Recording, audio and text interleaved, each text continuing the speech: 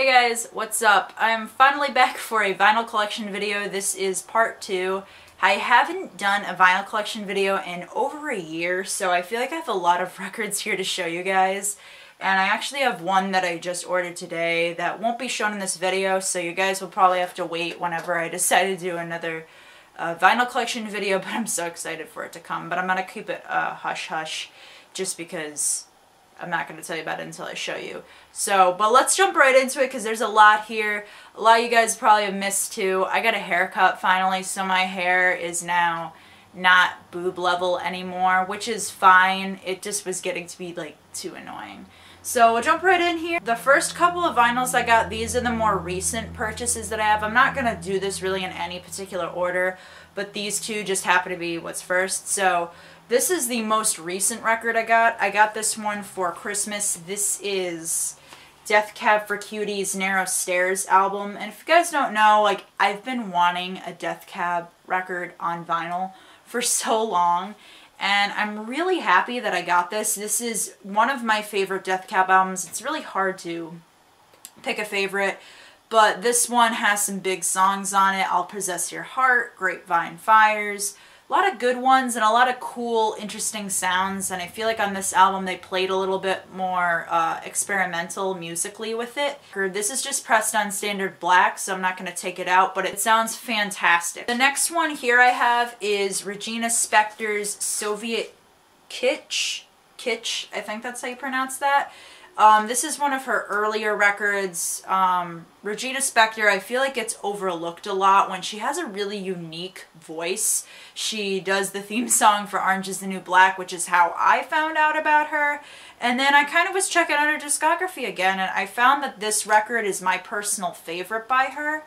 And I got this one on eBay. This is the Record Store Day exclusive, which I think is the only color variant offered in this. This is pressed on red, which I'll show you guys, and this is kind of also a 2-in-1 type of thing, just because it also came with a 7-inch. So this is just pressed on red. And I gotta say, the vinyl is a little bit used. The person that I bought it from, they said that they only played it once, but I still expected the album to maybe have some issues with it. But it sounds fantastic. And then it, like I said, it came with this 7-inch, which is Regina Spektor's Us. So one side has the single Us, which is one of my favorite songs by her. And then on the other side, 2 songs, Scarecrow and Fungus and December, which both sound awesome. So I thought this was a cool little 7-inch that didn't just feature a song from the album, but also some extra songs. And this is what it looks like. It's just pressed on standard black. It's a cute little 7-inch. It's actually my only 7-inch that I own as well. Next is Paramours After Laughter, one of my favorite albums that came out in 2017. So many jams on here. And I gotta say, this on vinyl sounds incredible. There's no issues with this pressing. This is one of the first pressings, which is the pink one.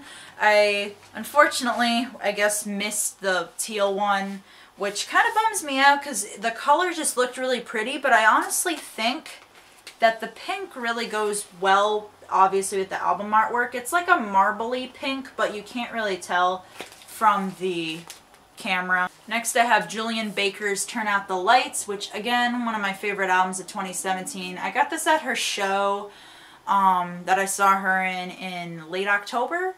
And this is a clear pressing. I didn't know what to expect just because I was getting this at the merch table and I didn't care even if it was black.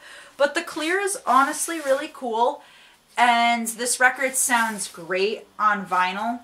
I find, in my opinion, it sounds better and fits the mood of the album better on vinyl than it does on CD. Lord's Pure Heroin, her first album.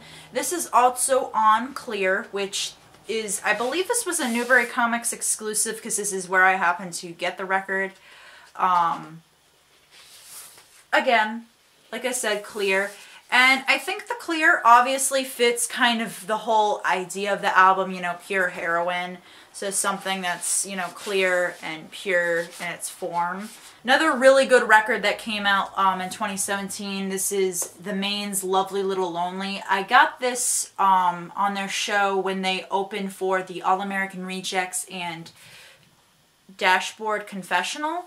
And they said that this was like a tour pressing but they put it on their website like shortly after, so I don't know if it didn't sell well at the shows or something. And it wasn't really even like a headlining show, so they were opening for the band, so I don't really know if this is really that pressing anymore.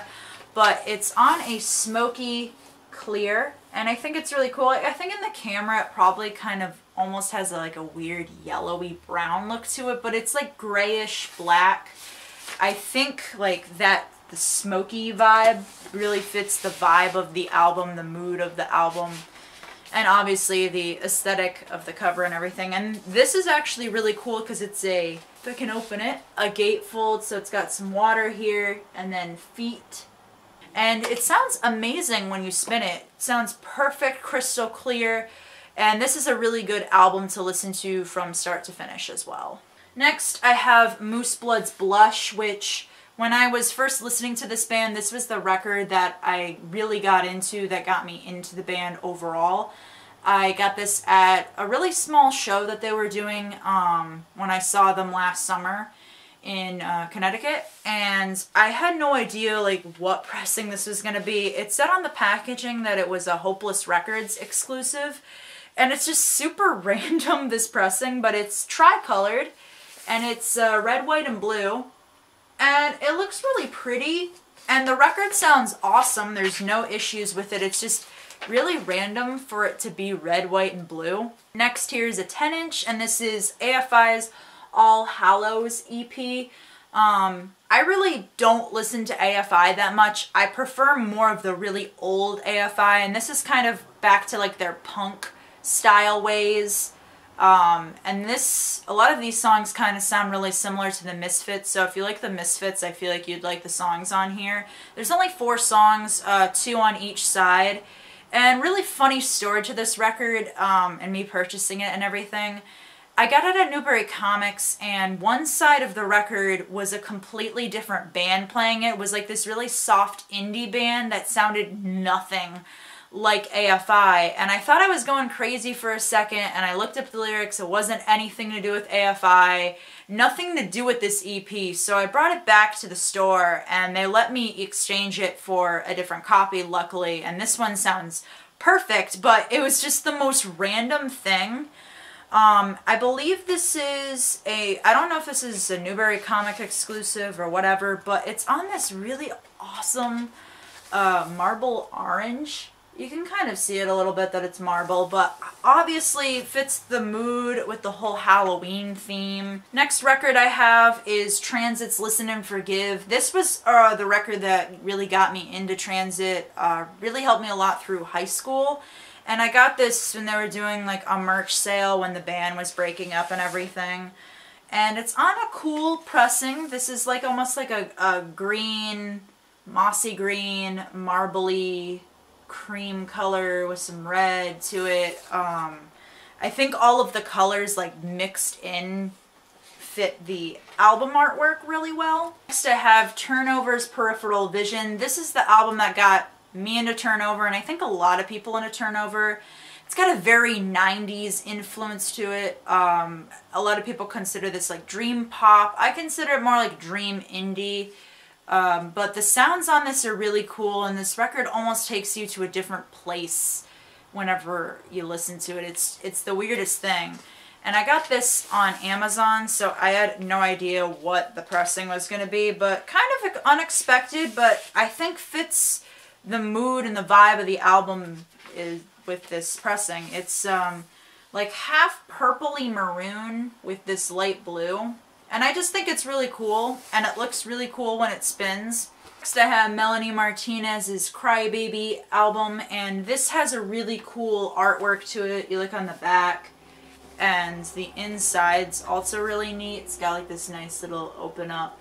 It's a Christmas gift in 2016, so that was like over a year ago. And this is on like a clear pink splatter. It almost looks like milk splatter to me, but it's really cool. These last couple records are ones that I got at a record store in Providence. First one being Led Zeppelin 2. This is my favorite Led Zeppelin record. This is what I grew up listening to when I was younger. My parents listened to a lot of classic rock, and this was always playing in my dad's car, and there's a lot of great jams on here. And I found this like lightly used. There's a little bit of damage like on the sleeve itself, but I think it's really cool that it's like a gatefold opening like this.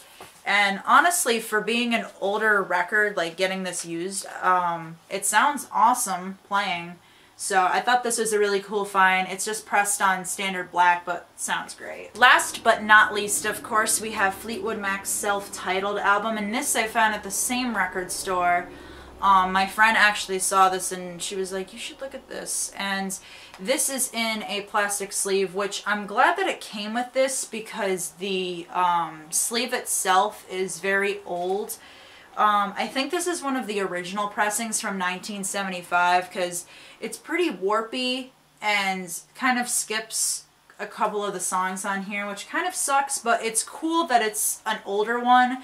And this record, I feel like it's overlooked a lot because people talk about Rumors when they talk about Fleetwood Mac, but this album has Landslide on it, as well as Rhiannon and Over My Head. Really good songs on here. And I think Fleetwood Mac is just one of those timeless bands that also sounds really good to listen to on vinyl. So that was all the records, guys, in my collection. Like I said, there was quite a lot there.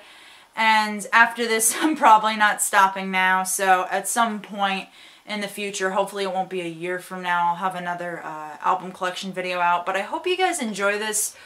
Soon, once more albums are coming, definitely expect more album reviews from me and other kinds of videos. I want to put out some covers and such as well. So like always, guys, stay brutal, stay tuned for more videos, and see you guys later.